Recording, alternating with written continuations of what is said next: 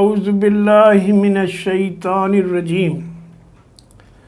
بسم اللہ الرحمن الرحیم وَإِذْ قَالَتِ الْمَلَائِكَةُ یا مریم ان اللہ اصطفاکی وطہرکی واصطفاکی علی نساء العالمین یا مریم اقنتی لربکی واسجدی وارکعی مع الراکعین۔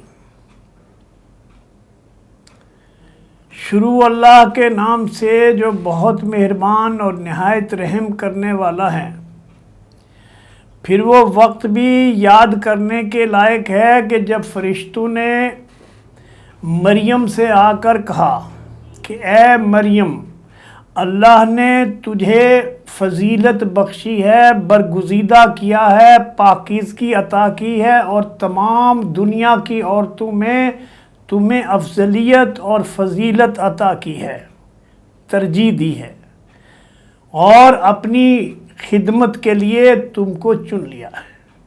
اے مریم، اپنے رب کی فرما بردار بن کر رہے، اس کے آگے سربسجود ہو، اس کے آگے سجدے میں گر جایا کرو، اور جو اللہ کے بندے اللہ کے سامنے جھکنے والے ہیں ان جھکنے والوں کے ساتھ جھک جایا کرو۔ ناظرین، یہ سورہ آل عمران کا 5ویں رکوع کی آیات ہیں، جس میں اللہ تبارک و تعالی عیسیٰ ابن مریم کی ماں مریم کے بارے میں اپنی کتاب قرآن حکیم میں اپنے آخری رسول کے ذریعے ساری دنیا کو بتا رہا ہے کہ دیکھو کس طرح سے ہم نے مریم کو تمام دنیا کی عورتوں میں سے اپنے کام کے لیے منتخب کیا، اس کو برگزیدہ کیا، اس کو فضیلت بخشی، اس کو پاک کیا اور اس کو حکم دیا کہ اپنے رب کی فرما بردار بن کر رہے۔ اس سے پہلے کہ رکوع میں ہم پڑھ چکے ہیں کہ اللہ تبارک و تعالی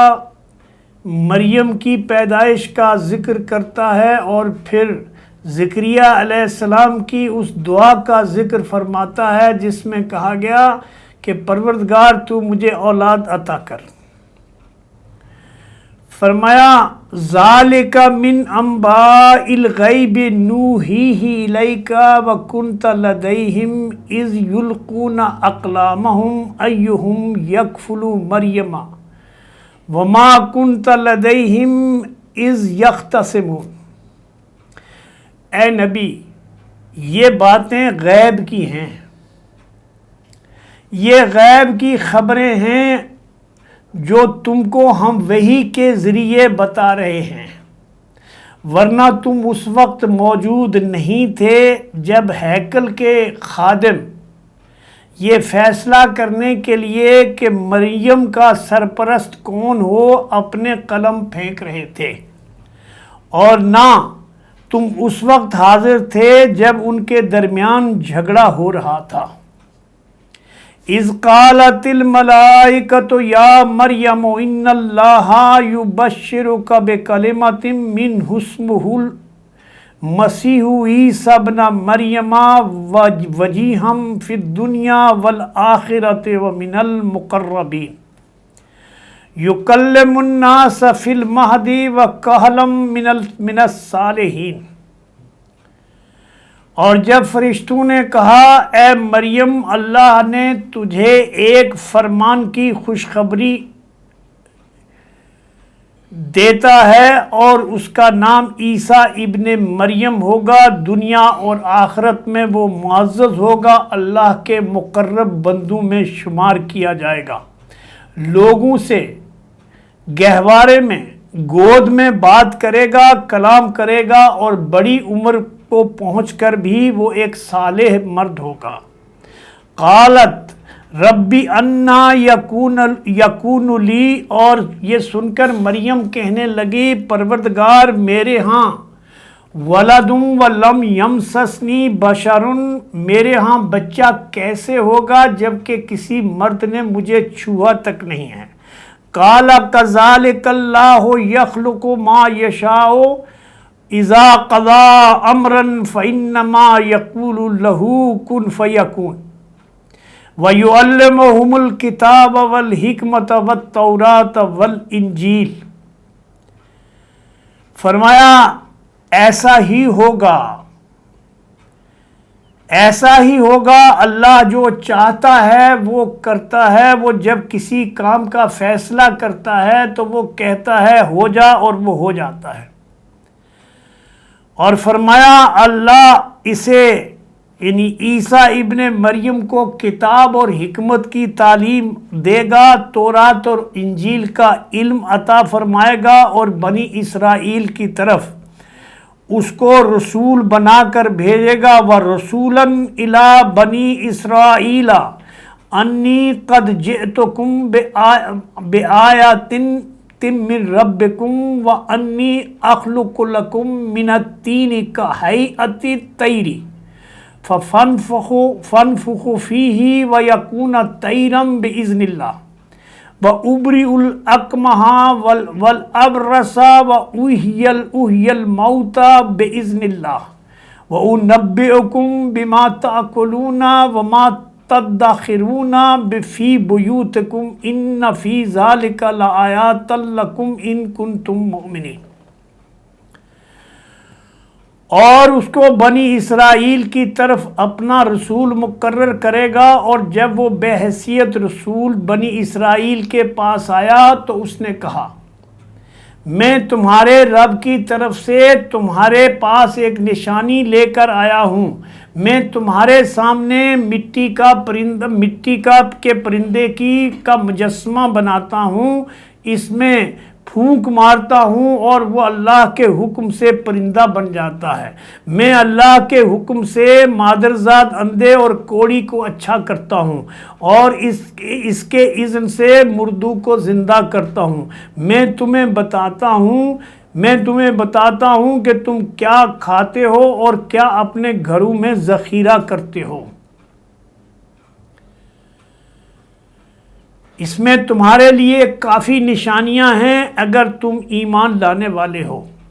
وَمُصَدِّقًا لِّمَا بَيْنَ يَدَيَّ مِنَ التَّوْرَاةِ وَلِأُحِلَّ لَكُم بَعْضَ الَّذِي حُرِّمَ عَلَيْكُمْ وَجِئْتُكُم بِآيَاتٍ مِّن رَّبِّكُمْ فَاتَّقُوا اللَّهَ وَأَطِيعُونِ ان اللہ ربی و ربکم فاعبدوہ ھذا صراط مستقیم۔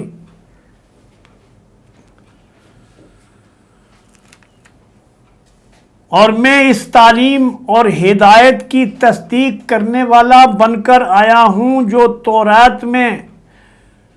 اس وقت میرے زمانے میں موجود ہے، اور اس لیے آیا ہوں کہ تمہارے لیے بعض ان چیزوں کو حلال کر دوں جو تم نے حرام کر دی ہیں۔